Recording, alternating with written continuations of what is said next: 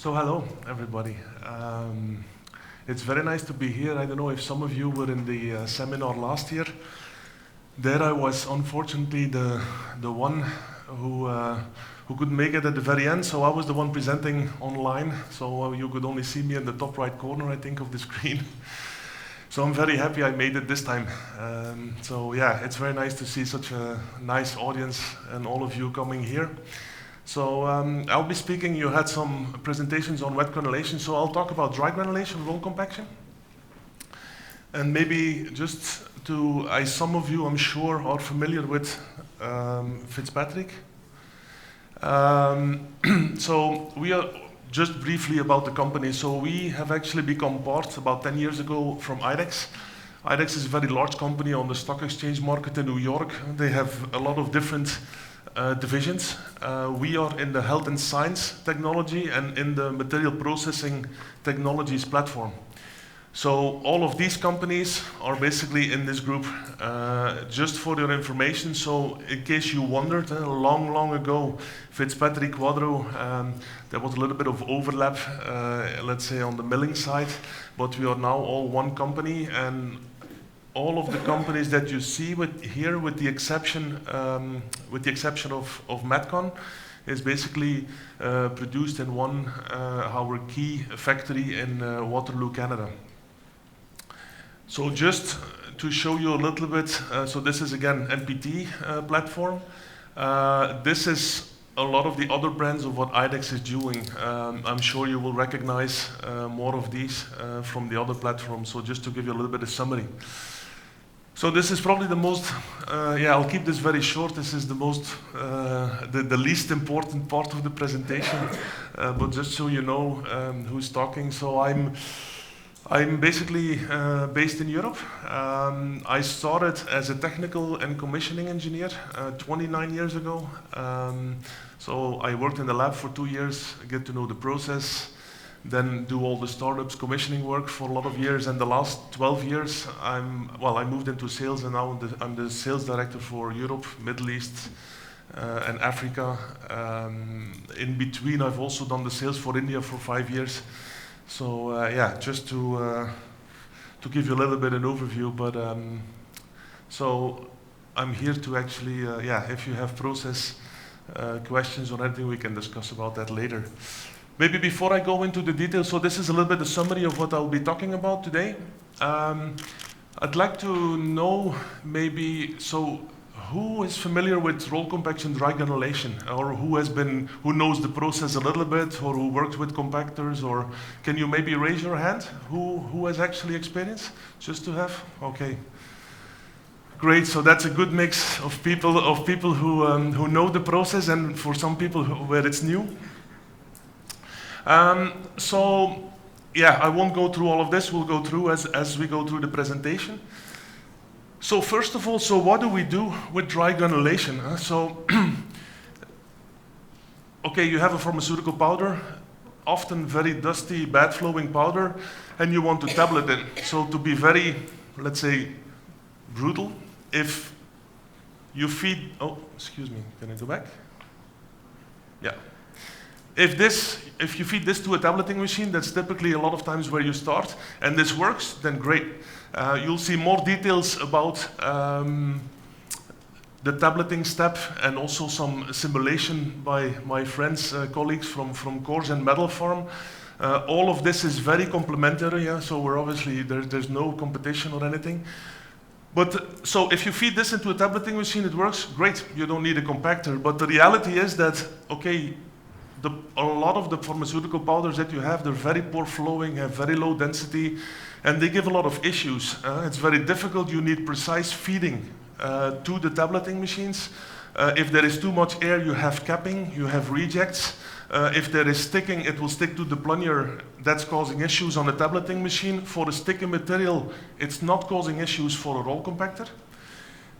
So a lot of the problems, if you have, can be solved by roll compaction. So basically what we do is we will compress it into a sheet. This is an intermediate form. The shape is actually not important as long as the density is consistent.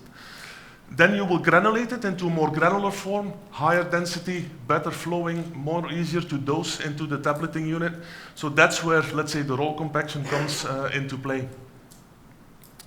There's another reason today why you actually want to roller compact. If you compare granulation methods, it's the cheapest way by far compared to any others. To my friends of the OSNA who just presented, there's again no competition. There will be a place in the industry always for wet granulation and dry granulation. But now with the crazy prices of energy and so on, we see that, okay, in early development stage, a lot of people, if it's possible, see if they can somehow do it in a dry granulation method. Obviously for some products, it will always be wet granulation. And also, just for your info, keep in mind that the granules are also different. If you granulate in a wet granulation process, you have higher porosity. It's a different type of granule, whereas we in roll compaction, we compress it and we have typically a higher density. So going to the process a little bit. So how do you know your product is suitable? So basically, any kind of powder and roll compaction is used. We as a company are also focused now entirely on pharmaceutical. But roll compaction is used across industry. So anywhere you can basically, by compression, you get a binding of your powder, you can basically use a roll compactor.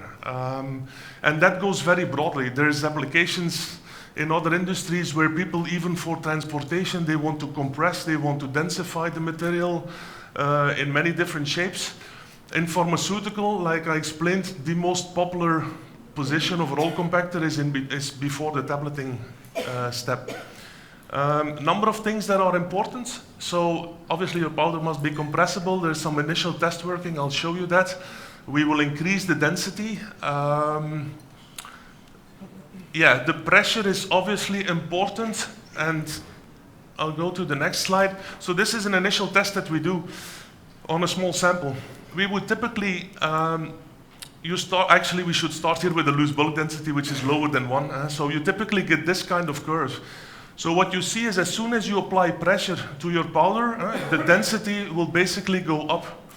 Now, the spot where you want to roller compact is typically here. And the key reason for that is because you want a good recompressibility. And I believe my friend Bruno will tell you later more about that. But you need a good recompressibility to afterwards make a good tablet. Other reasons are, in the end, you want to compact it, you want to granulate it, but you want a granule that you can then form into a good tablet. But you don't want a tablet that's, let's say, over-compacted, that's too hard. You would also put more energy in the compaction process, which maybe gives additional heat if you put the pressures too high. So that's all unnecessary. You want a really good, solid, constant quality compact that you can granulate when you have a constant density, again, that you can then later often compress into tablets. So the process, okay, there's a couple of things important. So the key or the heart of the machine is basically the two rolls. One, so they will rotate counterclockwise, one will float, and we will measure obviously the roll gap, and there is a high precision hydraulic system behind. It's a closed loop system, so at any point in time when the roll floats, we will keep the pressure constant. So even when the roll gap would potentially be different, a typical working roll gap on a roll compactor is between, let's say, maybe 1 millimeter to 2.5 millimeter. Minimal position, it's mechanically locked. When there's no powder, obviously the rolls don't touch, you have 0.4 millimeter. So as soon as the roll moves away from the minimal position, and it's what we call floating, you have, at any point in time, even when the roll gap would change, a constant pressure on your material. And this is really key for having a constant density and constant, basically, quality of what comes out of the compactor. Second thing that is important is the feeding. We always work for pharma. All of our compactors are a two-screw feeding system.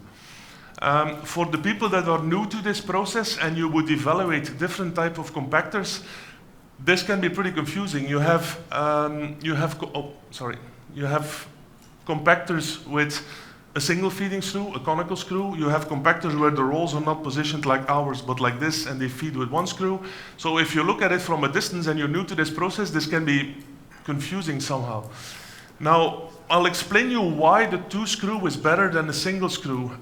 We also had single screw compactors, but we used it in the past for other industries, where the result is not as critical.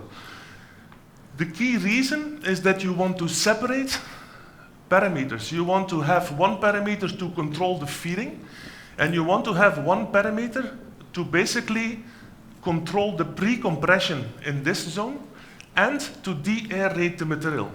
The de-aeration of the material is very important. If you don't successfully do that, you will basically get a compacted sheet which is produced at some pressure, but if air stays inside, and especially very low density materials, air stays inside, the compact will break up.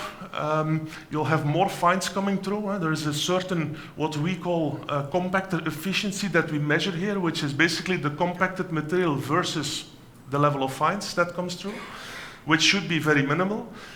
So that is key. Now, our system, and this is, okay, we obviously know also from feedback from customers, is very efficient. We know that with a lot of single screw compactors, you have to use an additional system, which is called some kind of a vacuum system, on the screw to actively remove the air.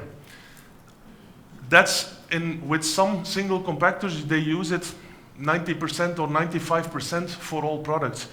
On our machine, but because of the design like this, we also have this additional system, because some powders, we compact powders of, for example, densities down to 0.2 or even less, so there's a lot of air inside. So for some materials, we also have an additional, what we call vacuum de-aeration system that we fit on the screw. But for, I would say, 60–70% of materials in pharma, we don't need it. And okay, if you don't need it, it's just simpler from cleanability. It just adds another complication if you add filters, obviously, vacuum system, and so on. So that's a little bit, let's say, the heart of the machine. So yeah, like I said, so we start with the powder here, then we have a compacted form.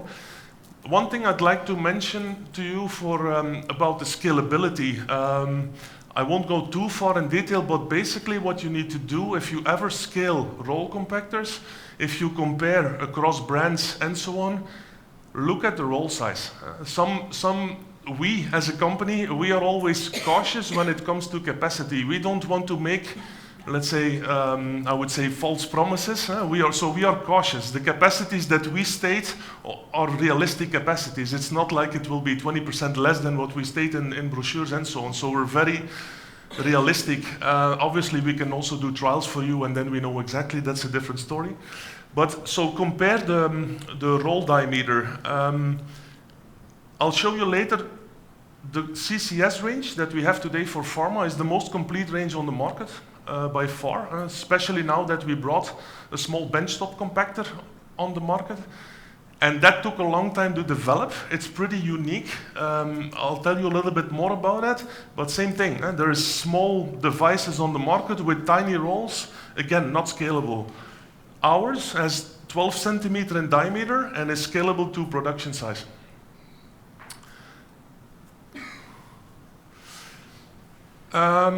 So here again, yeah, what's important that was on the previous slide as well is basically what we call the nip area. So this is the area where the rolls have taken the material and brought it actually into the compression zone.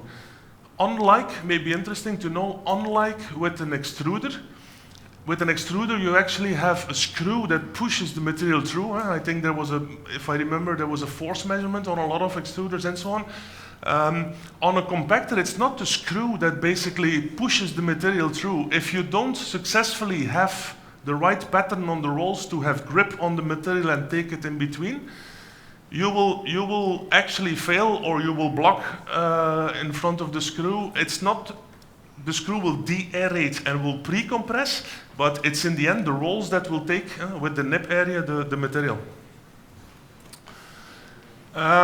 So that's why the roll profile is important. The shape that comes out here is not important. It's an intermediate step as long as the density is consistent.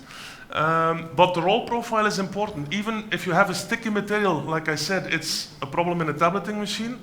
It's not on a compactor. For a real sticky material, we even use a smooth roll, and we make a smooth compact. But it's always a very continuous process. Okay, enough about the compacted sheets. Now we want a granulate, so we're going to mill it. A couple of things on the mill. We have most flexibility. We change the rotors. Some questions I get sometimes from people is about oscillating mills. We looked at that, I don't know, 15 years ago and so on, to design that on our system. But eventually, when we did what we call a voice of customer, so we touch base with a lot of customers to get feedback. They didn't like so much, there was some disadvantages on the oscillating mill. There was metal-to-metal contact because you strengthen the screen against the rotor and so on. So we designed what we call a bar rotor. And it's basically, it's a very good system. It's a low-energy milling, very gentle to minimize the fines. There's a fixed gap optimum by design between the rotor and the screen, so no adjustments needed from the operator. There's no possibility for error. There's one fixation and done, and it rotates basically in one direction. If for some harder type compacts, we also use the knife rotor. It's purely optimization on which one is best. So here is the whole, let's say, CCS family.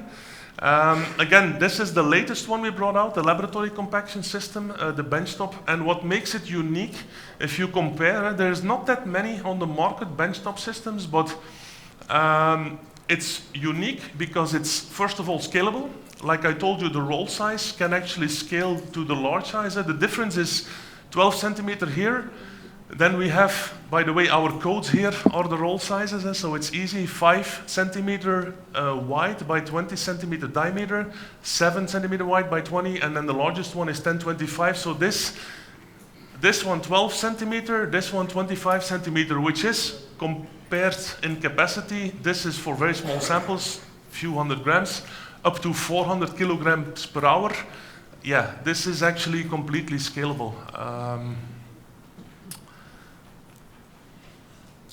Okay, so the process parameters, I will keep this a little bit short, just because we are a little bit limited in time. Obviously, we control pretty much everything on the machine. The most critical items are obviously the roll force. Sorry, one thing I forgot to mention, which is important. The other reason why this is scalable and so different and unique versus others is because this can reach the same pressure than the production size machine. So we go up to 20 kilonewton per centimeter, even on the small one, and that's also unique. Other very small things you find on the market some go up to only 4, 5, 6 kilonewton per centimeter. This one does production, again, same as the production machines, and the controls, which are as advanced.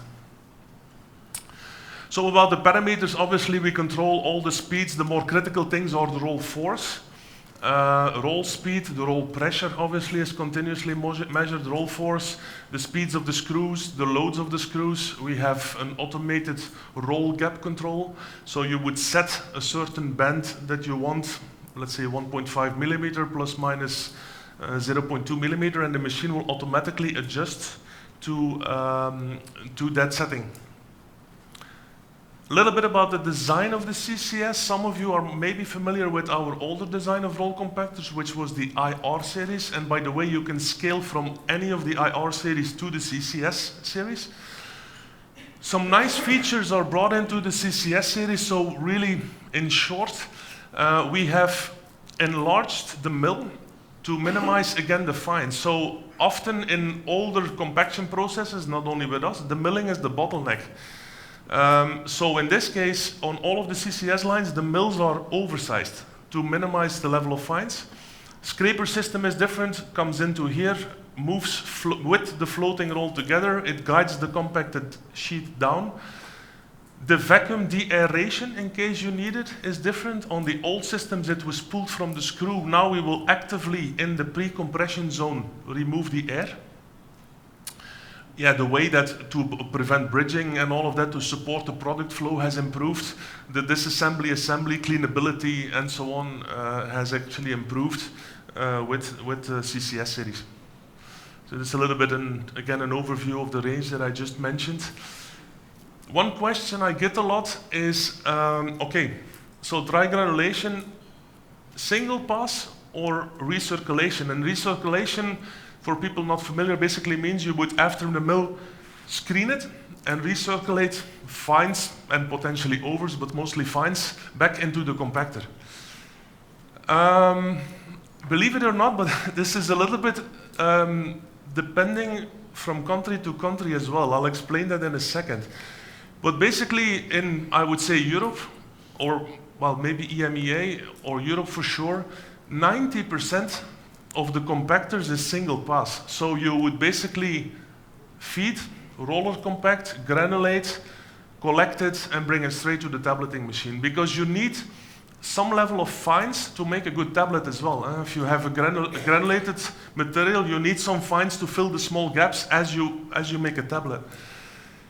The reason that this is different in some other countries is if I compare, for example, to countries like, well, first of all, if for some reason of your process you would want to blend in another material, magnesium stearate or whatever, after compaction before tableting, you're introducing fines, and this could be a reason that you say, okay, I want to minimize, let's say, the fines level here, so I will recirculate and then have another blend, and so on and so on. But again, 90% more or less in Europe, it's single pass.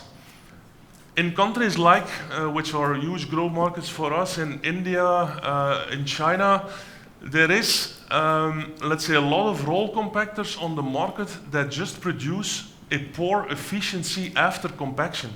So basically what that means is, normally if you compact and you optimize the system, you would typically, and it depends, but the efficiency here would be above 80%, in some cases, or quite a lot, above 90%. So there's always, with the seal arrangement, a small amount of fines that come through, but then you mill it, and roughly speaking, if you have here up to, if it's for tableting application, if you have up to, I would say 20, maybe 25%, but typically 20% or below fines, that's fine for tableting. If it's more, you compromise on the flow properties. You have, again, some product with granules in there, but it doesn't flow very well, so you don't obviously want that.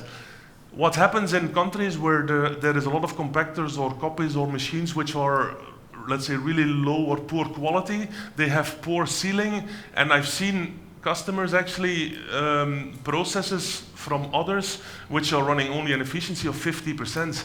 So of course, if you do that, then you have to bring the fines back. Otherwise, you just have way too many fines here to have a good flowing material. So people are used to these kind of machines, and there the question is always to build a recirculation system, because they want to build it in to make sure that if it's needed, they can always recirculate. So they're afraid to do a single pass. But yeah, just some background information on that.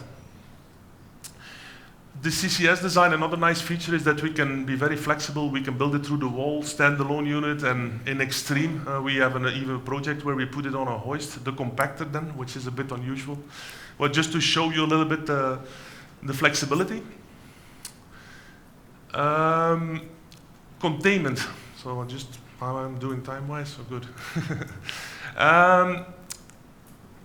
Containment. So our CCS, so this is typically some kind of the reference, so I'm sure you're familiar with that. Going up to level 5.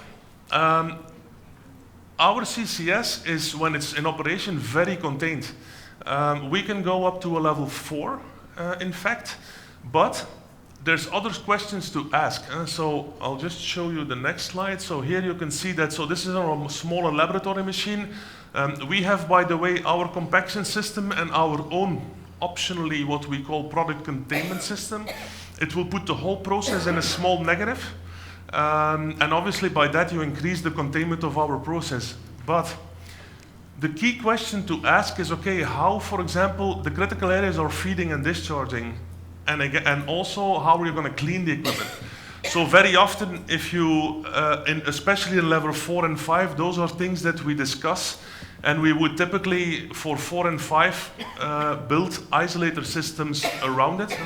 We are not, this is not our expertise, we are not linked to any company. We have, for example, with OnFab, we built, have flexible containment. The fixed wall ones are very expensive. Flexible containments, they customize, which is really nice to build around our system and to increase containment, and then also discuss on how you bring in the material and so on. I think this will also be explained in one of the later presentations. And then, just as a last topic, which is a very hot topic today, PAT.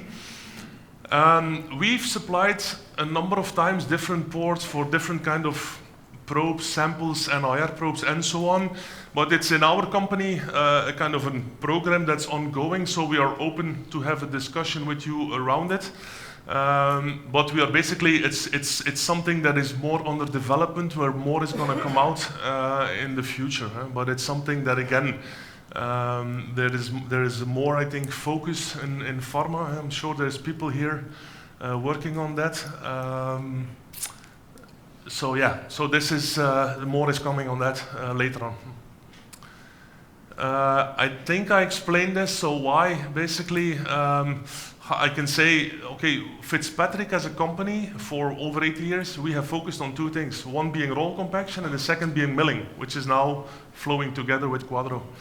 And today, like I said, we have older designs which are more in chemical industry and in other parts. Today we don't, so we only focus on the pharmaceutical market with the CCS designs.